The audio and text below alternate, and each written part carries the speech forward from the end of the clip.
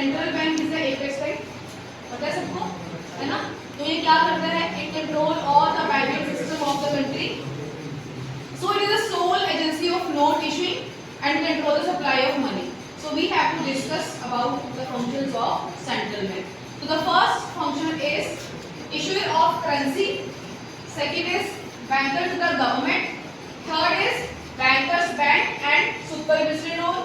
Fourth is lender of last resort function. Fifth is custodian of foreign exchange. Sixth is clearing house function and the last one is control of credit. तो इस तरह जो central bank है 7 kind of function को जो है perform करता है, ठीक है। So let us discuss about the first function that is issuer of currency. इसका मतलब क्या है कि जो आरबीआई है उसके पास मोनोपोली राइट है कि वो करेंसी को क्या करता है, इशू करता है। और इंडिया में कोई भी ऐसी एजेंसी नहीं है जो नोट्स को क्या करता है, इशू करता है, ठीक है। So it is the issuer of currency. The currency notes issued by the central bank are an unlimited legal tender.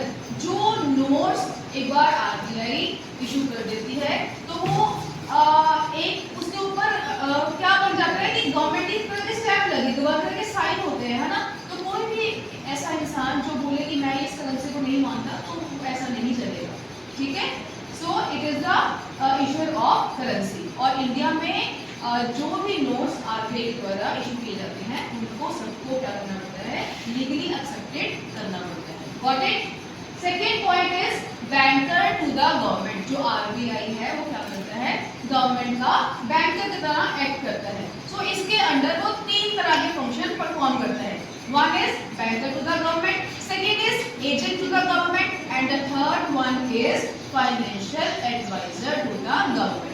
अब जनरल सी बात है, बैंकर टू द गवर्नमेंट में क्या आएगा, गवर्नमेंट के जितने भी अकाउंट्स हैं वो कौन मैनेज करेगा, आरबीआई मैनेज करेगा, ठीक है। जितने वो पैसे डिपॉजिट कराता है, कैसे वो अकाउंट्स को मैनेज करता है, ठीक है, गवर्नमेंट वो सारा का सारा कौन देखता है, आरबीआई चेक करता है।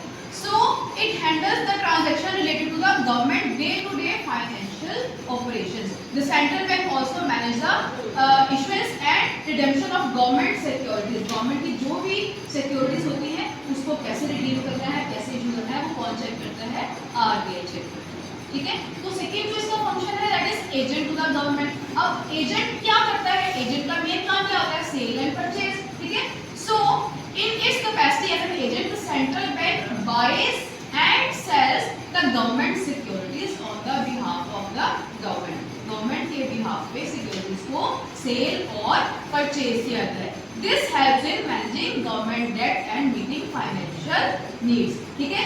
So this is the second function. और थर्ड में क्या किया, एज एन फाइनेंशियल एडवाइजर। तो जो आरबीआई है फाइनेंशियल एडवाइजर की तरह गवर्नमेंट के लिए काम आता है। वो पॉलिसीज बनाता है कि इन्फ्लेशन में किस तरह की पॉलिसीज बनानी चाहिए, ठीक है, डिफ्लेशन को किस तरह से कंट्रोल किया जाना चाहिए, या कोई भी तरह की अगर सिचुएशन चल रही है तो उसको कंट्रोल करने के लिए कोई ना कोई प्लान तो होनी चाहिए आपके पास, कोई ना कोई पॉलिसी तो होनी चाहिए। तो वो आरबीआई डिसाइड करता है कि मार्केट में किस तरह की इकोनॉमी में किस तरह की प्रॉब्लम चल रही है, उसको कैसे डील किया जाए। So this was the banker to the government, ठीक है। Now the third point is bankers bank and supervisory rule. जो आरबीआई है सारे बैंकों का बैंक है, इतने जैसा हमारा रिलेशन है अपने बैंक के साथ उसी तरह से सारे कमर्शियल बैंक्स का जो रिलेशन होता है आरबीआई के साथ होता है, ठीक है। There are 3 kind of observation in this context from the commercial bank. Commercial banks में जो भी डिपॉजिट कराने हैं, ठीक है, तो आरबीआई उनको क्या कर देता है, एक्सेप्ट करता है। जैसे हम जाते हैं अपना पैसा बैंक में जमा कराने के लिए तो बैंक हमारा पैसा एक्सेप्ट करता है। सिमिलरली कमर्शियल बैंक्स को जब डिपॉजिट कराने होती है तो वो आरबीआई के साथ डील करती है। जब central bank provide clearing house facility, जो सेंट्रल बैंक है वो कमर्शियल बैंक्स को क्लियरिंग हाउस फैसिलिटी जो है वो प्रोवाइड करता है। And in its supervisory role वो चेक करता है कि जो कमर्शियल बैंक्स हैं क्या वे इंस्ट्रक्शंस को फॉलो कर रहे हैं, are they following the instructions. If they are not following the instruction they will take strict actions against that commercial bank. Okay, so this was about bankers bank and supervisory role.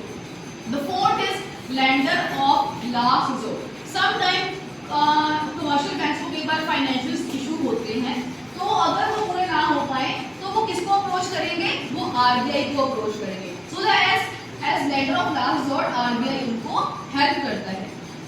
It means if a commercial bank fails to get accommodation from anywhere it approaches the central bank. अगर central bank commercial bank central bank के पास कब approach करता है जब उसको कहीं और से फाइनेंशियल अकोमोडेशन जो है वो नहीं मिल रही है। So the central bank advances loan to such bank against approved securities. तो आरबीआई जो है इनको लोन प्रोवाइड करता है अप्रूव्ड सिक्योरिटीज के against. That banking system of the country does not suffer any setback. उसका पीछे मोटिव क्या होता है, क्योंकि आरबीआई चाहता है कि जो बैंकिंग सिस्टम है वो किसी तरीके से सफर ना करे।